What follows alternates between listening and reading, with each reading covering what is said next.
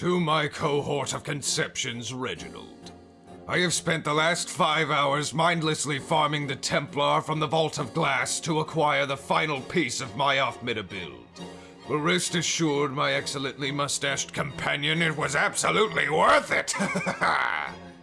Reginald, have you ever wanted to rip a full health enemy in half like a used tissue paper? Or maybe infuse yourself with so much fury as to making snuffing out your life impossible because you are just too damn angry to die? Do you want to become the living, breathing, flame-engulfed nightmare that shotgun rushers tell horror stories about? Then by God, you need to try this build. This Berserker build allows your very presence to become a weapon you can use to oppress the unfortunate slobs whose Shax has decided need to have their free trial of life revoked. But before I divulge the intricacies of the build, such as the weapons, perks, armor mods, and subclass, you must first ascertain the complexities of piloting this walking napalm strike. This is an alpha build, meaning you are the de facto aggressor to the enemy line.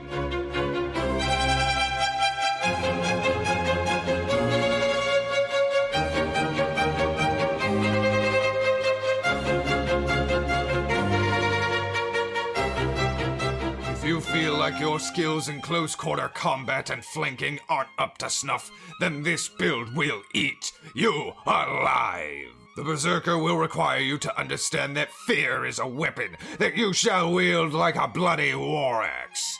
You must master it, or your enemy will easily master you. However, confidence is not stupidity. Don't take this close-range jugular juggler into wide-open spaces unless you have a plan to dart from cover to close the gap. You will absolutely be destroyed with extreme prejudice if you come barreling straight at your enemy like the very species of shotgun primate we plan on putting on the endangered species list. If upon introspection you find yourself capable of being the Doomslayer in both mind and soul, then you shall proceed further with this letter.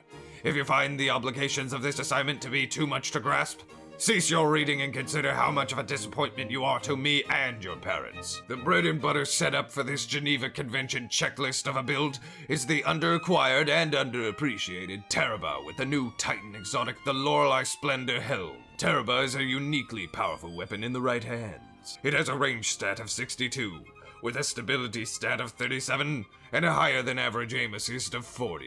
This means that the weapon can familiarize its orange-flavored freedom pellets with the unfortunate countenances of your enemies from ranges further than what you or your enemy may anticipate. With a practiced hand, this weapon will schedule hostile cremation ceremonies in just 0.67 seconds.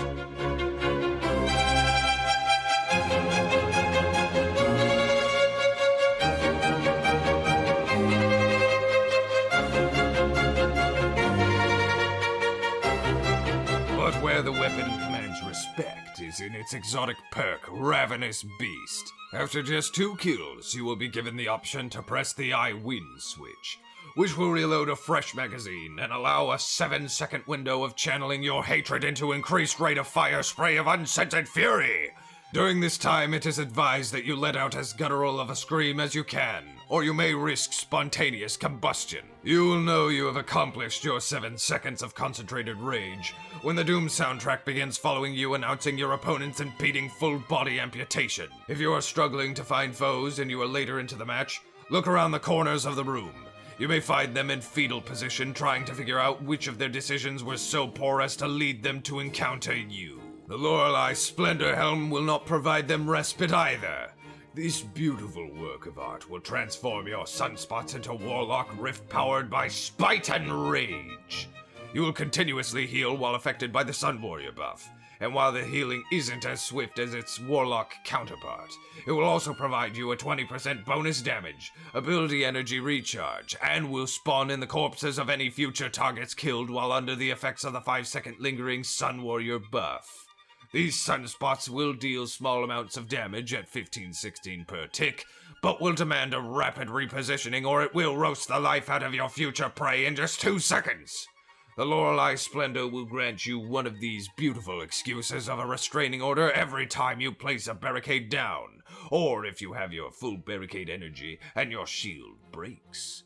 We will discuss how to best abuse this helm with mods later, Both exotics gain benefits from taking and dealing damage. The Tarrabah will charge its I-Wind switch, and the Helm, like mentioned, will summon a sunspot upon your shields breaking. In combination, it's very conceivable to maintain a damage bonus with these two, permanently bringing the damage of the Tarrabah up to 26 per headshot, and the time to kill a lightning-fast 0.56 seconds. Keeping an eye on your health and Sun Warrior buff timer can allow you to take engages on targets that you have no right to duel. Why, just a few meager seconds inside of cover with the Helm's buff against the highly popular 140 hand cannon will force your target, even with perfect aim, to have to land yet another shot even before their 100 recovery can trigger. And God help them if you have Ravenous Beast ready with your 20% damage buff. This build will perform its best when you are in places your enemy can't afford you to reside. Typically, this is just a few meters outside of shotgun distance, allowing you to guarantee the superior time to kill of Tarrabah without jeopardizing a one-shot shutdown of the enemy's shotgun. Of course, avoid open areas, but remember you have more range than you may realize. Taking damage will charge your I-Wind switch, which if you prime it while within the congested claustrophobic confines of enemy territory, is a nearly guaranteed 3 or more notches on your kill tracker. Your biggest counter is the growingly popular fusion rifles. They have similar engagement preferences, and unless you are perfectly accurate, will beat your time to kill every single time. Of course, we have an answer to that. Reginald, while I admit wielding the shotgun for myself feels odd, it is a great addition to the bravado of the Berserker build.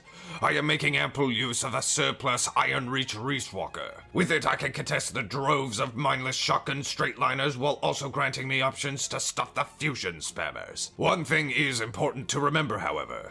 Your I-Wind switch will lose half its progress every time you swap weapons, so in general, only switch to the scattergun if necessity demands it of you. I should hope that the subclass is apparent at this point. However, the grenade, lift, and barricade are crucial for better face-ripping optimization. For your grenade, run the incendiary.